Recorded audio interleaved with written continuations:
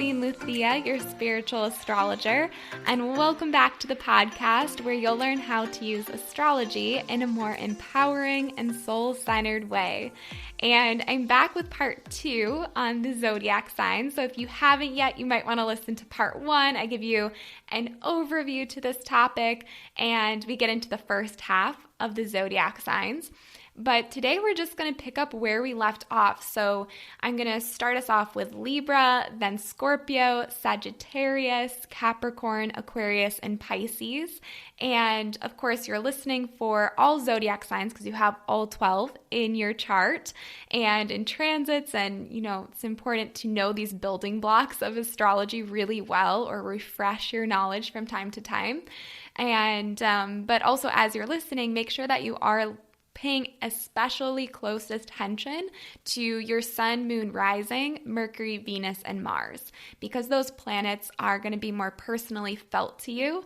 And of course, they are a big part of not only your personality, your psyche, how you express yourself, but as I went deeper into in that last episode, I was just sharing with you in part 1 about how that really also is supposed to be put toward your purpose. So when you are living out the highest expression of those zodiac signs and those placements, it really helps you to make sure that you are on your own sacred path and you are living true to your purpose. So again, if you haven't already, listen back to part 1 of the zodiac signs, but we're going to finish that off today.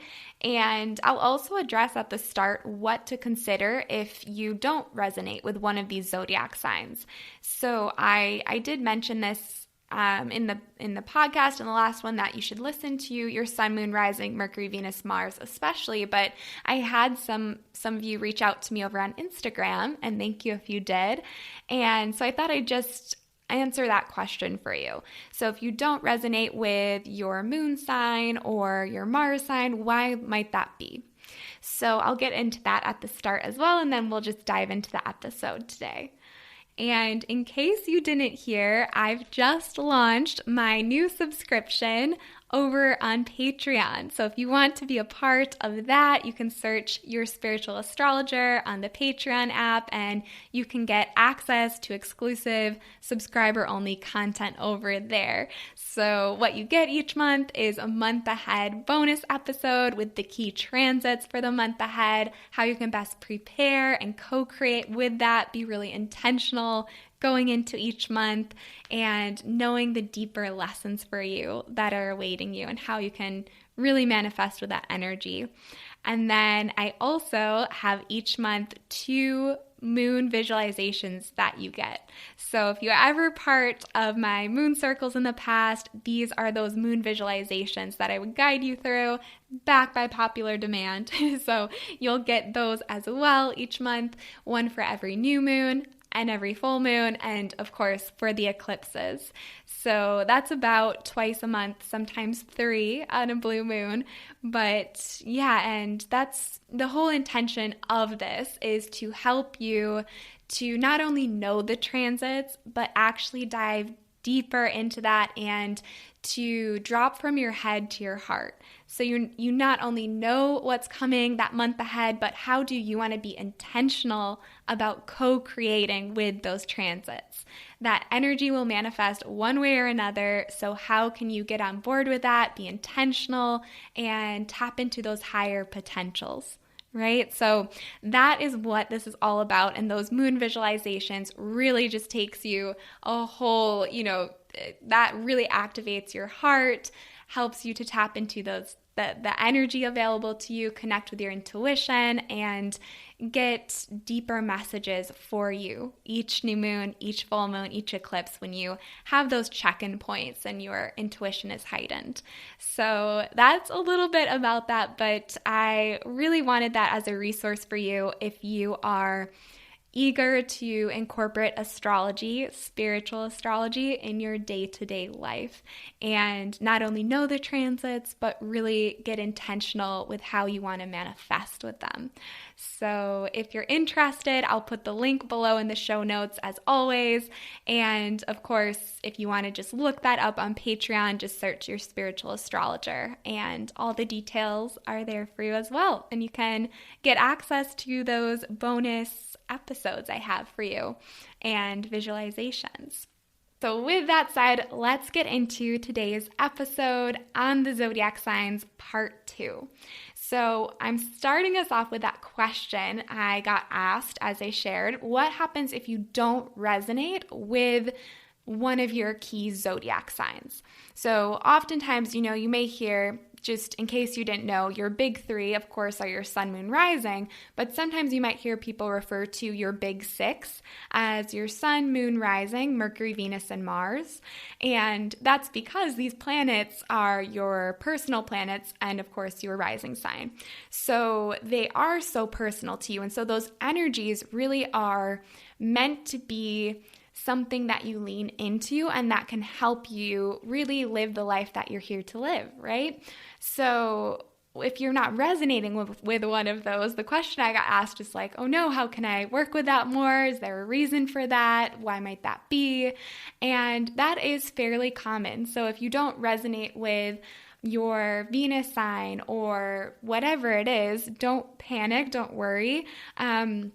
There's definitely something in your chart that would speak to it. So there's kind of 3 main reasons that I want to speak to here. And the first one is that if you're not resonating with let's say your Venus sign is in the sign of Libra and you don't resonate with that, then just keep in mind that what I'm sharing here in these episodes is not the full picture of what Libra is. This is really just due to the time constraints of these episodes.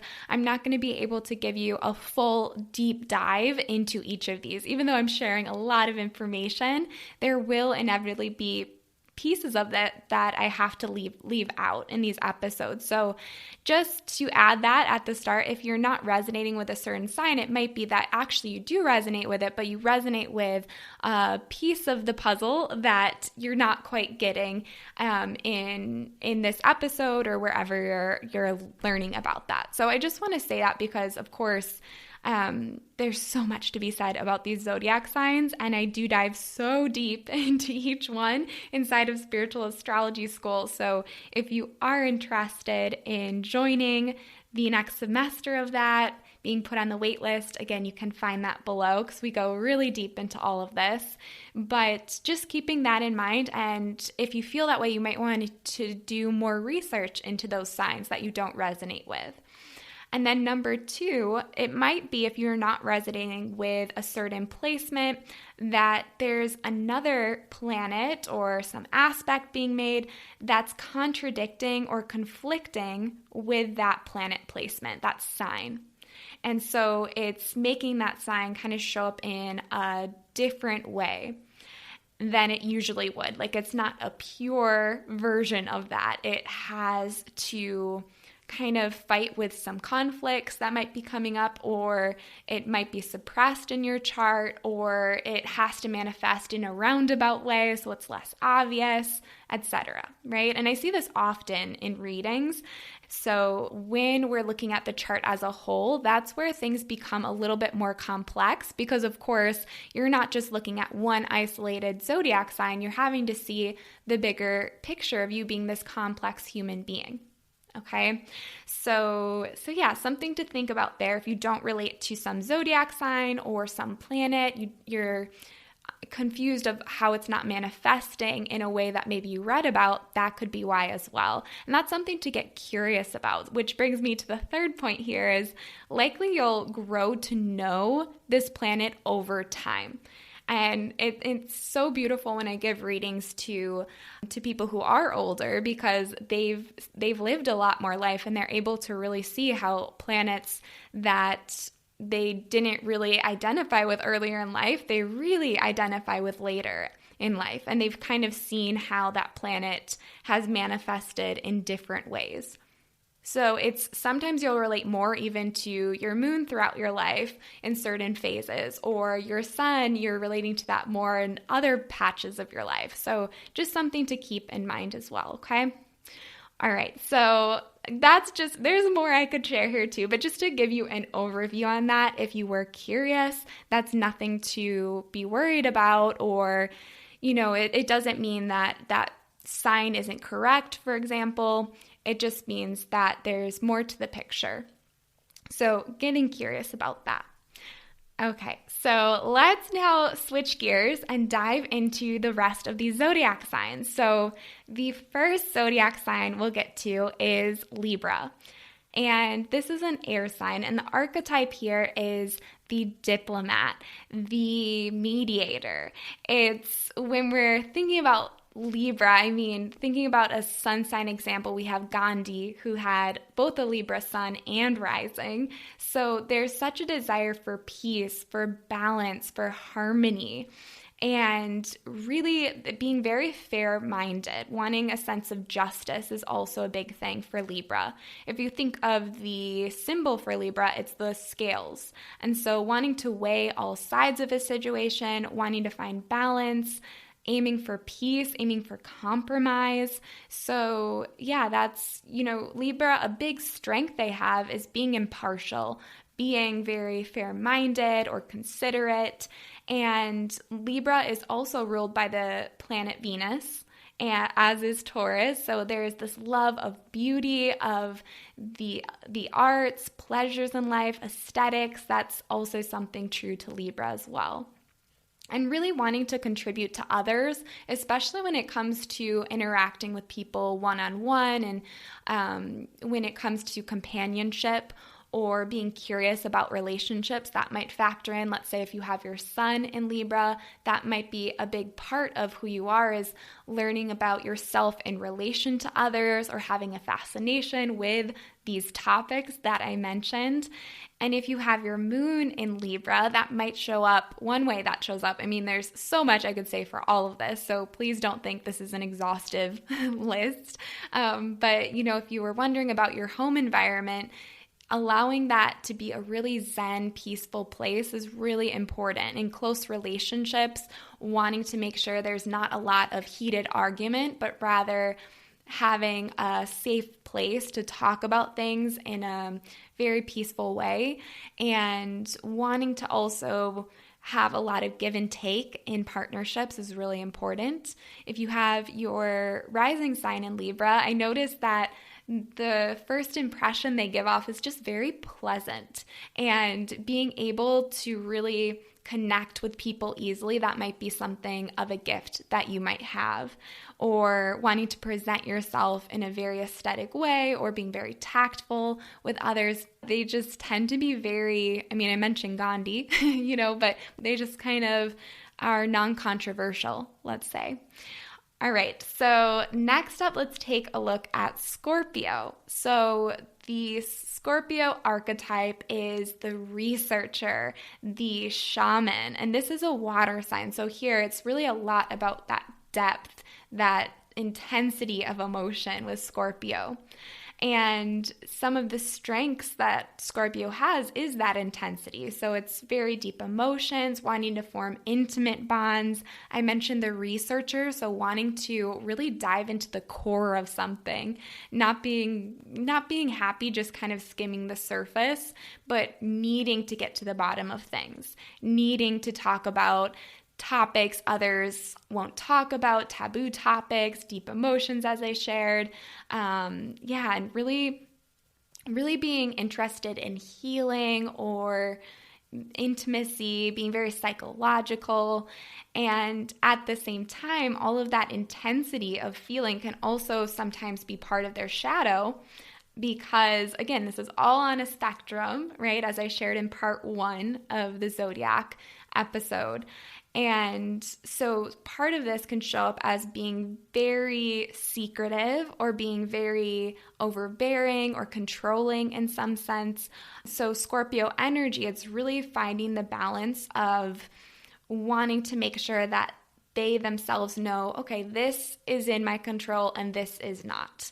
And finding that balance can be a struggle that Scorpios have, because also they tend to do everything with so much passion and so much feeling that it can be kind of a struggle to relate to others unless they're communicating that, or that person naturally also feels that way.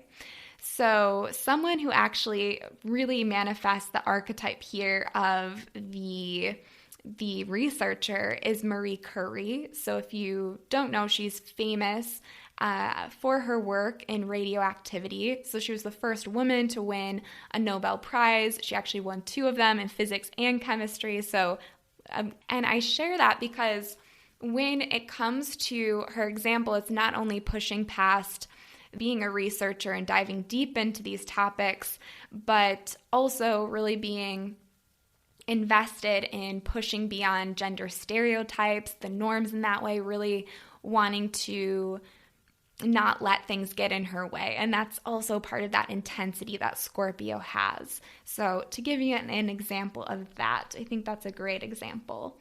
And the last thing I'll add to the Scorpio energy is it also is a lot about transformation. And that speaks to what I already shared about that intensity, that desire to really get to the bottom of things. There tends to be just these different big changes, like deaths and rebirths throughout their lifetime if you have a lot of Scorpio energy.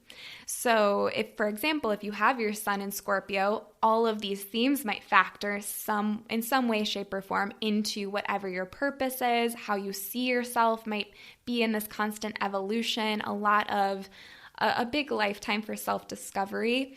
And also, if you have your moon in Scorpio, that might be something people don't see as easily. That might be a bit more hidden, but you might really also experience a lot of emotional intensity and be very connected to your intuition and being able to read people. If you have your rising sign in Scorpio, that also shows up really obviously as being able to read people really well, but others can't always see in as easily. So it's a very penetrating gaze kind of rising sign if you have that, very perceptive.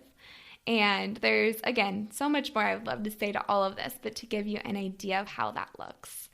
Okay, so next up we have Sagittarius. So Sagittarius is a fire sign, and the archetype here is the philosopher, the gypsy, the explorer. It's really an eclectic kind of mix of, again, these different archetypes manifesting, channeling this, in this case, Sagittarius energy into these different packages, these different archetypes. And often if you have Sagittarius energy, there's a mix of this. It's needing to really explore and expand your mind, your horizons. It's all about the journey with Sagittarius as well, and their freedom, the truth, and really being committed to bigger ideals or principles, whatever their life philosophy is. And there's also a big drive here to seek spirituality and connect with that in some way, sometimes religious, sometimes outside of that. But there is this connection to something greater and wanting to really understand that more. And adventure plays a big role here, being very curious and wanting to really see the bigger picture. And also, I would say Sagittarius just has such an optimistic energy, so that's a huge strength. And so Sagittarius, if you think of Walt Disney, he had a Sagittarius sun, and one of the quotes that I love from him is, "It's kind of fun to do the impossible." And that really, honestly, again, that could be a motto for Sagittarius energy, because that's the high road of Sagittarius energy, where this person embodies with their sun in Sagittarius, they're embodying this truth that they have. And in this case, really connecting to wanting to do the impossible, wanting to shoot for the stars in that way. And yeah, so for Sagittarius, I would say the shadow, though, is really having to be mindful of not being too preachy if they do have something that they really deeply believe in. Sometimes it's hard for them to allow other people to share their points of view, or they can feel like a bit insensitive to others in that way. So that's something that they have to learn how to find the right timing, and having to learn how to know that it's okay if others don't agree with them in that way. And the other shadow to be mindful of is to make sure that they are in their search for truth. They have to have people around them that really respect that desire to try new things and to be open to constant change. So that's really important, and something in relationships I see that people have to have someone who's on board with that and who also is independent is another factor here. And I mentioned the sun, if it's in Sagittarius, I mean, you're really going to be wanting to dive into these topics I shared. That's a big part of your own evolution and self-exploration. But when it comes to someone's moon being in Sagittarius, I often find that they really want to be independent with how they deal with things emotionally, and they can be very focused on the future, which can help them out a lot, but it is important to kind of let themselves find some outlet to reflect and work through things. I find often they like to be very independent, though, in how they do that. So when it comes to healing, for example, they might want to explore that for themselves. And if you have your rising sign in Sagittarius, this is how people first kind of come face to face with you, that initial understanding of who you are, no matter what's underneath in the rest of your chart. You might come across as very optimistic or very, very sure of yourself, even if you are not. So just something, again, to keep in mind. Okay, so next up we have Capricorn, which is another earth sign. And the archetype here is the archetype of the father. And again, remember, this isn't just literally the father, okay? It's what that represents, what that brings to mind for you. The provider, being a guide, and being an elder, right? So a wise elder, that's another archetype of Capricorn. And just to give you an image of this, I think someone who really is such an obvious example of this with their sun in Capricorn is Dr. Martin Luther King Jr. So being this person who really led the way for others and appeared to be very unwavering and strong in his pursuit of his goal. And so, again, in being that protector. So that archetype really comes through so strongly there. And when it comes to the strengths of Capricorn, being very protective, as I shared, very ambitious, and very practical, hardworking. They oftentimes, with Capricorn, they're very realistic. They like to create structures for their ideas and to create goals, and being very motivated and driven by those goals. So really liking to be successful, to have that recognition, to become an authority in some way that people look up to and follow in some sense. And also family and traditions, especially when it comes to the past, that can be really a big factor and part of you if you do have Capricorn energy. The last thing I'll share here is there's this tendency to be more introverted or reserved if you do have Capricorn energy as well.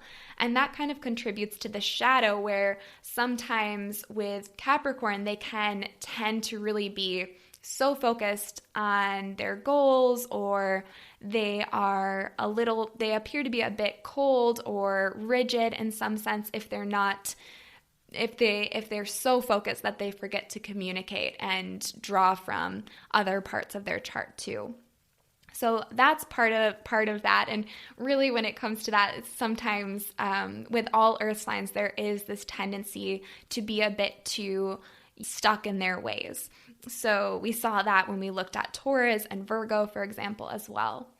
And With Capricorn, so I mentioned the sun sign being a Capricorn, it's really embodying what I shared here, but it also speaks to someone who's finding their way through what they do, through their goals, and being very mindful not to over-identify in that, but to become whatever your sun sign is, to really start to embody that more. And if you have your moon sign in Capricorn, I notice people with that tend to find sometimes it hard to open up to others, to articulate how they feel and to express that. There might be a sense that they have to kind of keep it bottled up and keep it to themselves. And if you have your rising sign in Capricorn, you might come across to people as very much an authority in whatever you do. So that can be really helpful on the workplace, but sometimes it can be a bit of a struggle when it comes to personal relationships, I notice, where people might not feel like people can kind of crack their shell open and really see the true them. So just something to keep in mind, or they're kind of always the responsible friend if you have Capricorn energy, and it's allowing other people to really see how you're doing within, because they might not be able to guess that. Okay, so next zodiac sign, we're going to look at Aquarius. So Aquarius is an air sign, and the archetype here is the inventor, the humanitarian. It's really a lot about being willing to think something different, to break out of what's known and reach toward the future. And so if you think about some traits here that are really strengths of Aquarius, it's being very innovative, being a visionary of sorts, and being okay with being original, being different, and embracing that.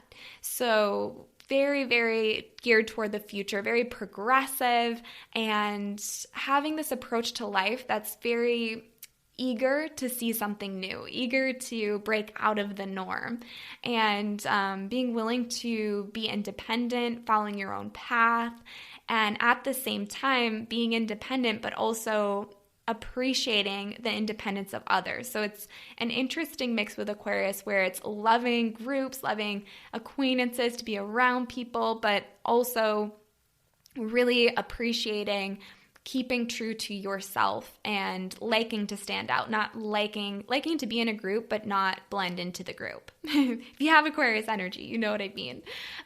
So a shadow with that, though, is definitely for Aquarius.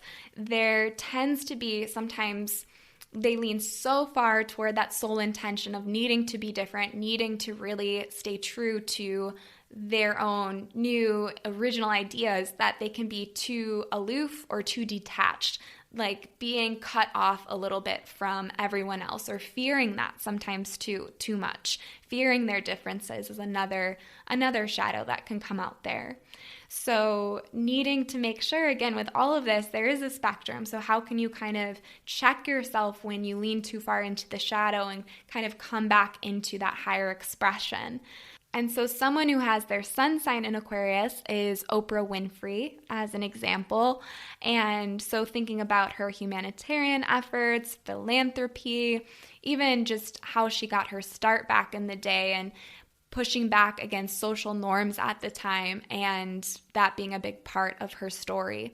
So wanting to do things your own way. If you have your sun in Aquarius, it's so important to your purpose that you allow yourself to do things differently and to really trust that.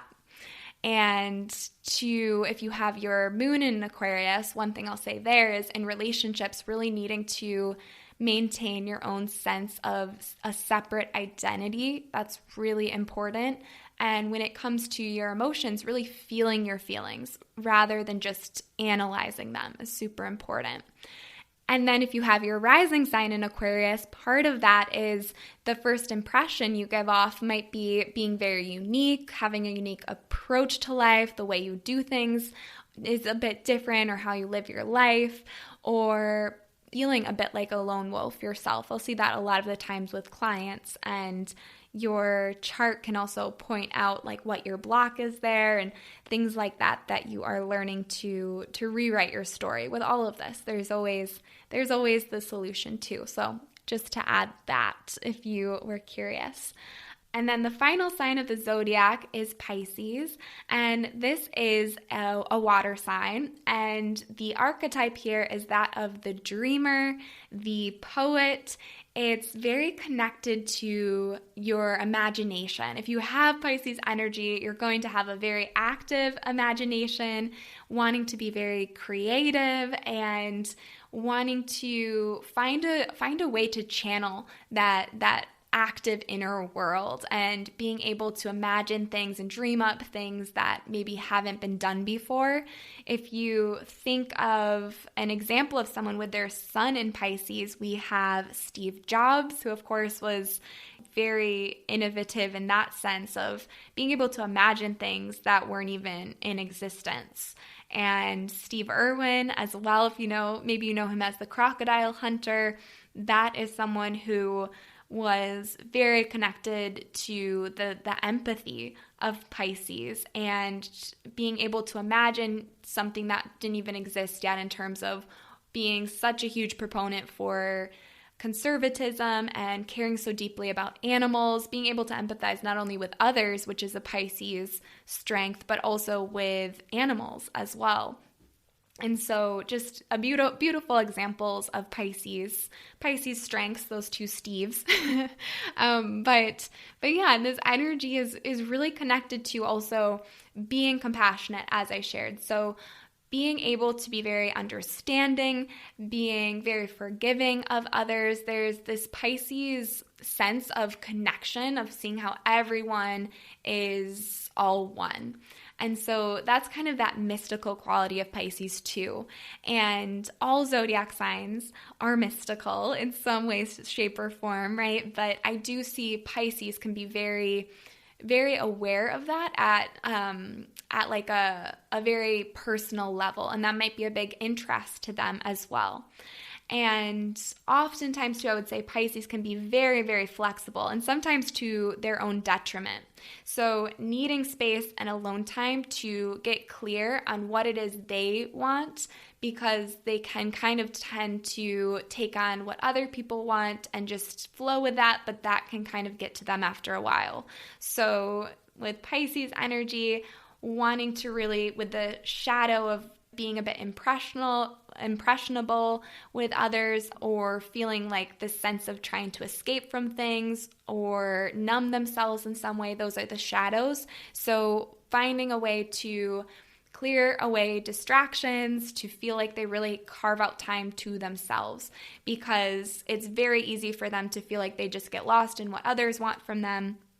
And yeah, so taking time to just really know who they are apart from others, because they're so sensitive to other people's energies.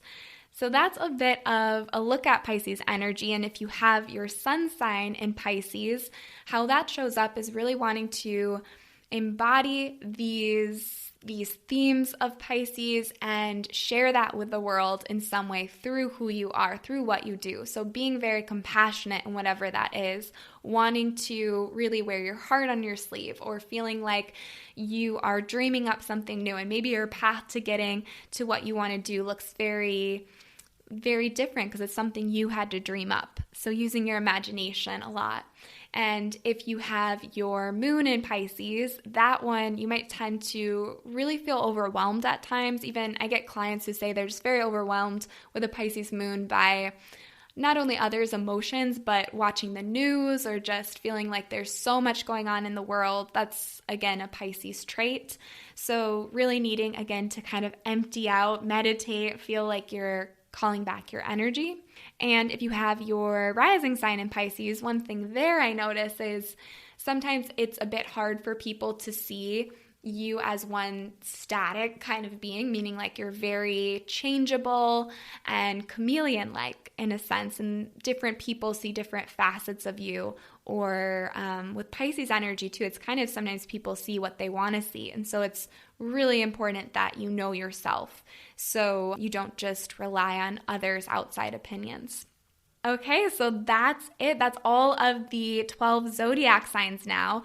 And if you want to now, as just a next step, a little piece of homework for you, if you will, you might want to look at your birth chart and see, okay, where are your big six, quote unquote, so your sun, moon, and rising, Mercury, Venus, Mars, and think about them in these zodiac signs and see and start to think about how those different facets of yourself might complement one another, might kind of push and pull with one another and cause some conflict or inner tension or outward conflict in relationships or different aspects of your life. And then from there, if you want to go back to my episodes on your sun, moon, and rising and listen to that in light of whatever zodiac sign you have there. So if you are a Libra rising, listening to the rising episode with what you just learned about Libra in mind to see more so how it can manifest. Because again, I'm just showing you a snippet of that in these examples I shared. And likewise for your sun and moon. So that might be a nice way to start to piece things together a bit more if you are starting out or if you want to, again, get a refresher of that. So that's it for today's episode on the zodiac signs. I hope that helps you deepen your understanding of each zodiac sign, seeing them beyond this kind of superficial or two-dimensional look at the zodiac signs as they're often painted, and being able to see them as the spectrum of a range of ways they can manifest. There's shadows, yes, those exist for every zodiac sign, but also there are these higher potentials, these strengths that you can tap into. And all of this just always goes back to your soul, your purpose, why you are here. And if you want to learn more about this, if you are loving these episodes, Spiritual Astrology School is definitely check that out because you might really, really love that. And we just go so deep into all of this. And if you're struggling blending this all together and seeing it come to life in your birth chart and transits and solar returns and all the aspects and all of that fun stuff, then yeah, definitely check that out. The link will be below. You can always follow me on Instagram and go check out my links there too. But yeah, and reach out to me if you have any questions, as well as if you want to join my subscription, or if you already have, thank you for being part of that. But thank you so much for listening. I hope you learned a lot in today's episode. And as always, just thank you for being here and learning astrology with me. And yeah, until next time, take care.